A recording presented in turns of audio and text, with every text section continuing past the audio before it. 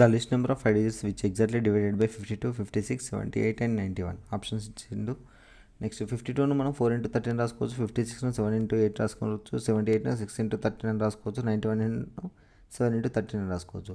మనకు 13 యొక్క divisibility rule ఏంటంటే మనకి ఇచ్చిన నెంబర్ను త్రీ ప్లేసెస్ను యూనిట్ చేసి నెక్స్ట్ 3 places యూనిట్ చేసి సబ్స్ట్రాక్షన్ చేసినప్పుడు అది 13తో డివిజిబిలిటీ అయితే ఆ టోటల్ నెంబర్ కూడా 13తో డివిజిబిలిటీ అవుతుంది. ఎగ్జాంపుల్ చెప్తే ఇక్కడ 3 digits పేర్స్ ఉన్నాయి 290. నెక్స్ట్ 3 digits ఇక్కడ లేవు కాబట్టి ఈ 3 digits సబ్స్ట్రాక్షన్ చేసి 290 minus 10 అనేది 280 అనేది 13తో డివిజిబిలిటీ కాదు కాబట్టి ఈ హోల్ నెంబర్ అనేది 13తో డివిజిబిలిటీ కాదు.